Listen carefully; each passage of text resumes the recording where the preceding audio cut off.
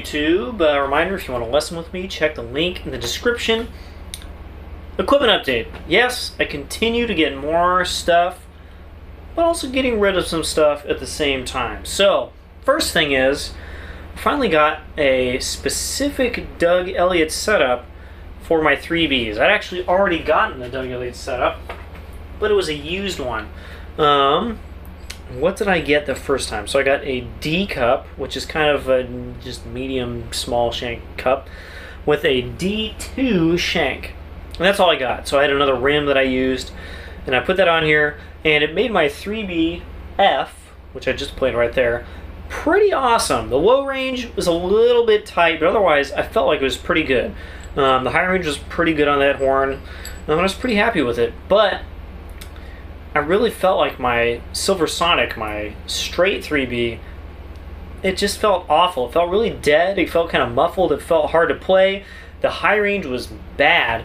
And I was like, man, am I going to sell this 3B Silver Sonic? Like, I had this pretty good mouthpiece, and it made one horn great, and the other one kind of awful. And so I thought really hard about selling the Silver Sonic. And thankfully, I hit up Doug so I could spend some more money and not sell things. And I got this C Plus cup, which is 1/2 size shallower, and most importantly, a D3 shank. So he says, and I think he's 100% correct, that the D3 shank, which is a size larger than D2, is most suited for medium small horns, which is 508, 509 size, I guess 510 as well. The D2 size, more like 500 size, so like the Con 6H, the Bach 12, that kind of size instrument. You want the D3 shank, and guess what? Kaboom! Massive difference actually on both instruments. They got about 1,000% better. With the Silver Sonic and the C Plus cup, it literally feels like a brand new instrument. I already like that instrument, and with my 6.5 ALs, which I used to play, but I can't do now because it just feels so small, I really enjoyed playing that instrument. The high range just really sang out and made this really cool sound. And recently, having gone through other mouthpieces, this D cup, I just was like, man, why did I like this? I couldn't remember. And the C Plus cup completely changed my world. And so I'm really happy. And what's really cool is that the C Plus cup, which is one size shallower, remember that, actually works on both instruments. But it works best on the Silver Sonic. And what's cool is the D cup, which I already had, works really well on the 3BF. Kind of just makes it play a little bit larger, since it is a little bit brighter. It plays a little bit larger and plays a little more easily in the low register.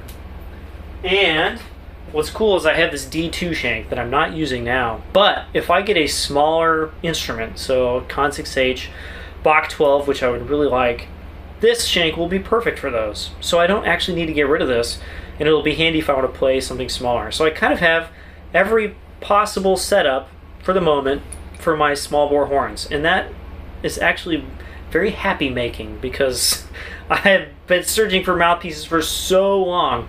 And it's cool because this setup, specifically the C Plus, the D3 shank, I know it's a lot of numbers and letters, on the 3BF, or on the 3B Silver Sonic, it's got the high range that I've had on some mouthpieces, and the low range that I've had on some mouthpieces, and the best possible sound that I've had on any of the mouthpieces. So it's literally every good aspect in one, with no downsides except that I had to pay a bunch of money to buy it. So, really excited about those.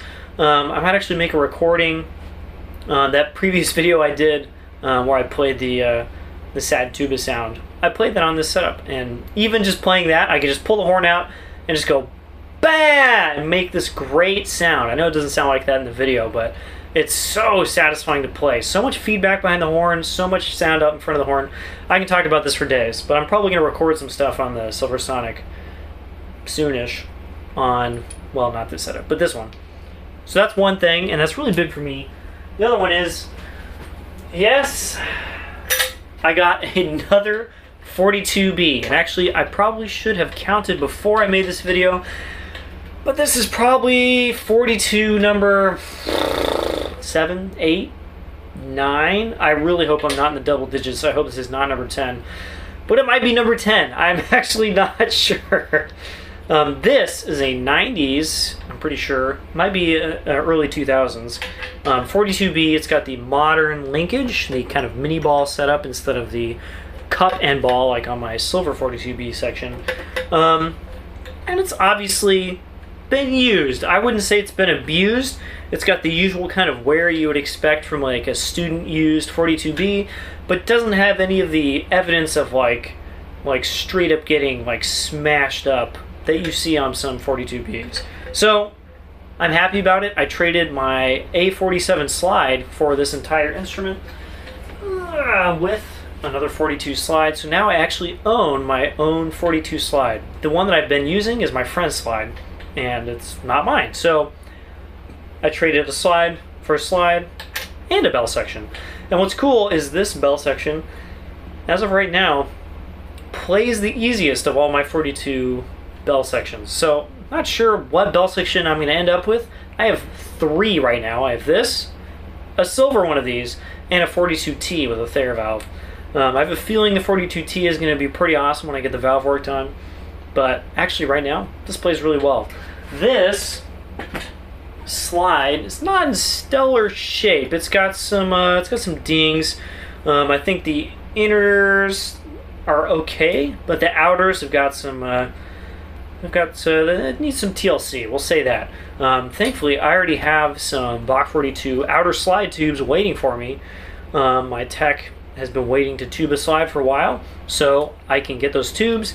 And I happen to have, since this crook is pretty beat up, this saw I think the most damage of any part on this trombone, I have a used Bach, I guess Bach 50 or 42 nickel silver crook ready to be put on. So I can just replace this with a part that I already have. This has been sitting around for like 3 years now, and I can get new tubes, and the slide should go from playing pretty well but having not great action to playing great and having great action. So very excited. I also got this Gator case that's in my last video. I don't think the case is going to last very long. In fact, this thing weighs a ton. I didn't even realize that. Jeez. And that's with just a bell section. There's no slide in there, because if you look at my last video, the slide just kind of rattles around in the case. Not a huge fan of that. So I got those things. I also have a new, it's not new, it's very beat up, 3B slide that I got for really cheap. So I will finally have 2 bell sections and 2 slides for my 3Bs. It's kind of just going to be a backup slide, and if I decide to sell one of my bell sections, it'll probably go with that slide. And if it's awesome, I'll just start using it. And of course my horns will be done soon. My bass will be done soonish. It's still in the works, and I have a potential trade for my current bass bell section that might happen. So I'll keep you guys in the loop. Just a couple new things, but very exciting for me. more progress on the large bore tenor front. I mean, it's still ongoing, and what feels like, and I've said this how many times now, 10 times, like endgame mouthpiece for small tenors. We'll see. I'm probably wrong, but man, this feels great. And I'll see you guys next time.